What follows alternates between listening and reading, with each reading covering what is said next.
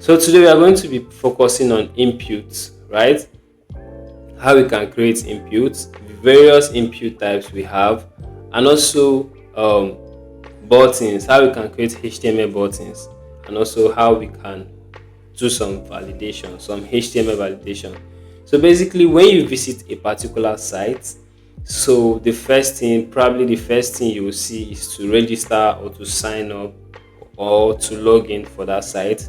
So you'll be imagining how do they get the details, how do they get the details of the users. So basically, they get the details of the users with the input field. So input fields helps to receive data from users, right? So you can receive data of different kinds. So you see, when you're signing up, you provide your email, you provide your password, you provide your username, and also sometimes phone number, sometimes your gender, your sex, and all of that. So basically, those are different input types, right? That they place there to receive information. And then how is this thing achieved? How is it being done? Right? So you work with HTML input fields to achieve such. Now, while creating your input field, the first thing you want to know is to wrap your input field inside of a form. So basically, a form is like a parent that holds input fields. So the reason why we are using a form, why we are wrapping input fields inside of a form, right, is because we perform some actions, right? So we perform, probably we want to make a post request, right? We want to send request to the database, right? So we can specify that on the form tag. So that's why it's good for you to create a form tag and then append all your input fields inside of a form tag, including your button. So we have various input fields. So we have input fields for text. So basically, you can accept text, normal plain text data like your first name, your last name, your username, that kind of stuff. So you can use an input type of text to receive that kind of information, right? So we also have what we call placeholders. So placeholders are basically attributes that you found inside of an input field. So a placeholder gives more description to that tag or that element, that input field, right? So for example, let's say we want this input field to receive a full name of an individual. So how do we do that? Or how will the individual know that this field is meant for the full name? So we can use a placeholder, and inside of it we type the description we want. So we can say provide us with your full name, or we can make it enter full name, right? So before we let's go back. So we learned about how to preview our data on live server, so our web page on live server, right? So basically, come here, you click on go to live, and then this will open a fresh page for us, displaying our input field. Okay, so this is what we have here, and this is what we created. So basically, if I input data inside of this stuff, I'm going to see my data I imputed. So for example, I type my name, which is Bright Philip. You see, I see my name in form of a text, in normal text format, right? So basically, we have various input types. So we have input to collect password. So basically, when you are signing up or you're ready or you're logging in for a particular site, you provide your password, right? So we can put a placeholder here that says enter a password. Oh, sorry. So this could be enter a password, right? And then once I type anything inside of this password, it's being hashed. So basically, a password field is used to collect password, right, from user. So when you create your input type, when you create your input field, you want to specify the type to be a password type, right? So don't forget that a password type must be specified for it to know that, okay, this input field is receiving a password. We also have input for input field that can receive emails, right? So what we want to do is to come here, the type attributes, change it to emails. So basically, we can have a format of email, put in an email input field. So we can give it a placeholder and say enter a valid email, right? Okay, so this is how we can create input. So these are the three basic input types we have. We have a lot of them, right? So we also have input types for checkbox and radio button. So basically, sometimes you want to check a particular input, right? You want to work with checkboxes, you want to work with radio buttons, right? So you can specify your input, and then here you can type in checkbox. So basically, we can give a placeholder for enter phone number, right? So if we go here and we try to type in a text, right? So you see it's not working, right? Because we specify the kind of value or the kind of type, we specify the type of input we want to receive from the user here. So basically what we want to receive from the user is a number kind of type, right? So trying to input a normal text here won't work because we specified number. So but if you try typing numbers, it's going to work. Okay, so these are the basic input fields we have in HTML. There are a lot of ways we can work with them. They are very nice, they're very okay. We also have inputs for button, right? So this is not like a proper way of creating your button in HTML, but as well you can still create an input field and give it a type of what? Button, right? So basically this will form a button for us, right? And then for we to see what our button holds, right, or the action the button wants us to take, we can specify a value attribute, and then we can say okay, submit, right? And then we have the value of our button or the description of our button. So these are basically the major or the basic input fields we have in HTML.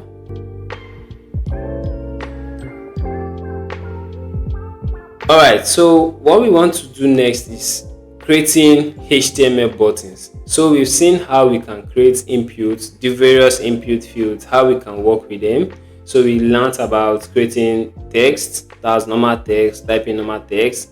We've seen how we can accept passwords from the user. We've also seen how we can create an input to receive emails. Also seen how we can create input to receive phone numbers and numbers. So we also create an input to check a particular or to meet a particular condition with checkbox. We also create an input for radio button, and also create an input to submit an action, right? So we are going to learn how to create a button properly. So basically a button in HTML is used to make a request, right? So whenever you are trying to make a request or you're trying to perform a particular action, your button is what performs or what triggers that action in HTML. So your button is very, very important, right? So how do we create a button? There's what we call button tag. So you just type in your button tag. So this is a proper way of creating button in HTML. And then after you create your button, you want to give it a description like let's say click me, that kind of stuff. And then this is a proper way of creating our button. Now you see the button has a pre-styled format, right? Because I already created a CSS for it. So basically we are not learning CSS right now. We're going to learn it at the end of the day. Okay, so I just created a CSS file to style this stuff. So we have a button here, and then you can see that the button is looking nice, is styled. So basically you can style your button, give it a color you want. So we can come here and then decide to change the color from brown to, let's say, green, right? And then it's going to change. Okay, so that's how you can create a button. So you can create a button for different tags. So you can create a button and then give it a different name like submit, create a submit button. You can also create a button for let's say upload. So you're trying to upload, so you create a button to upload. And then you have a lot of stuff you can do with buttons, send requests, trigger some actions, and all of that stuff.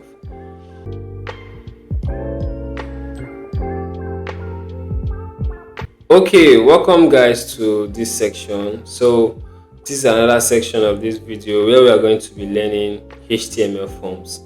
So in the previous slide, or in the previous section, we've learned about input forms. We've seen how we can create various input types: text, password, email, checkboxes, radio, number, and then how we can use placeholders to give description, valid description to our input tags. We also learned about how to create buttons with input. So basically, we also have a button tag too, right? So you can use a button tag to create a button, or you can use an input and specify the type to be what? A button. So we've learned all this. Now what we want to do is to do some form validation. Now the reason why you have to create your HTML input inside of a form is this. And when you are trying to make a request, right, the form allows you to create a form validation, because as the name implies, it's called form validation, right? So basically, to perform a validation, your button has to be inside of the form before it can trigger that action. So there's an attribute called required. So basically, required attributes comes with a default validation in HTML, right? So a required attribute triggers some sort of validation. Like, you can't skip a particular input to the next one. You can't if you are trying to input an email, if you have an email input, you must put the correct part. Like, an email must have @ symbol and then dot symbol also. So all these stuffs are being done with the help of required.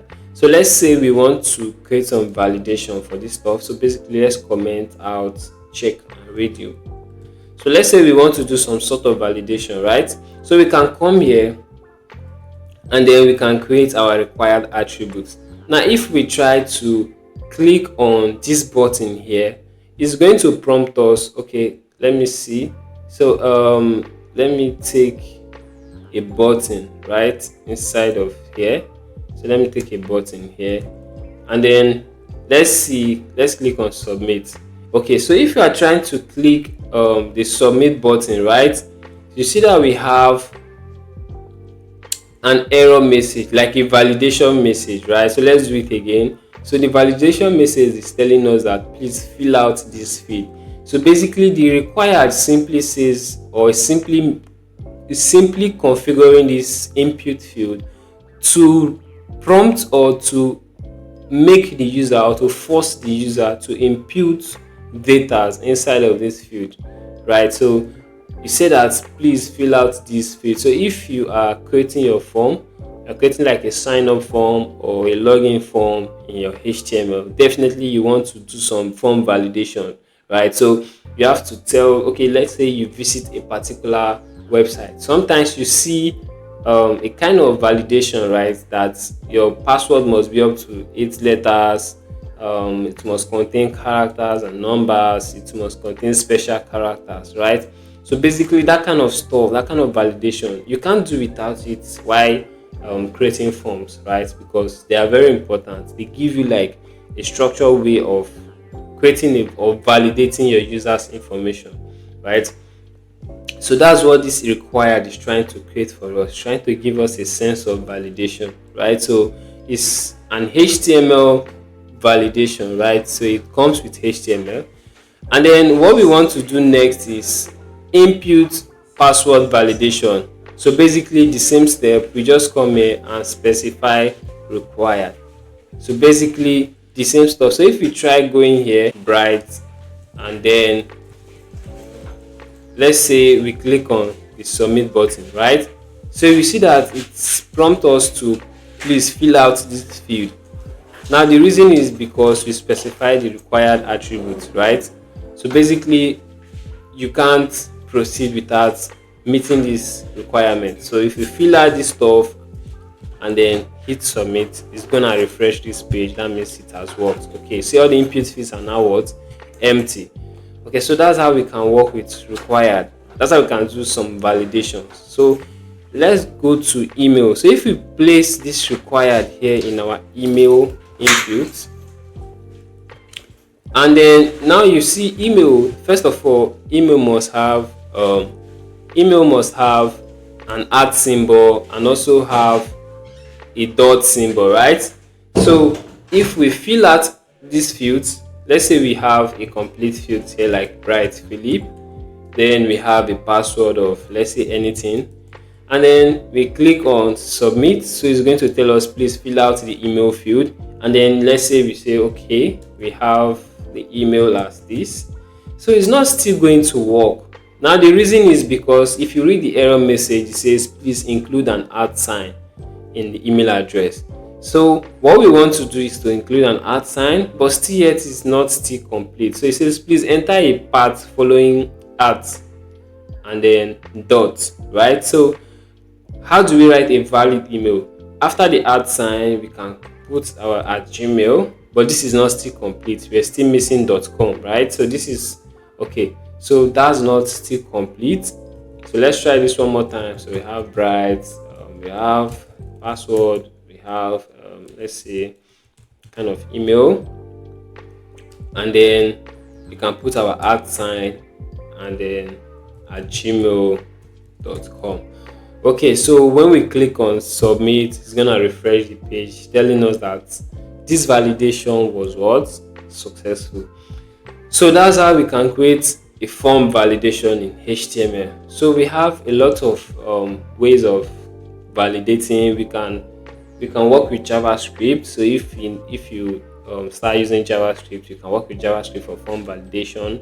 But since we are sticking to HTML and CSS, this is like a better way or a preferred way of creating form validation in your HTML. Okay, so I have a little task for you at the end of this course, at the end of this section, right? So try creating a login page, right, that has a full name. You must input your full name, you must input your password and also confirm password. Try creating it and add some validation. Okay, so that would be the task. Please do well to do the task. So the more you do the task, the more you get better at it. Okay, so we've come to the end of this section of day 2.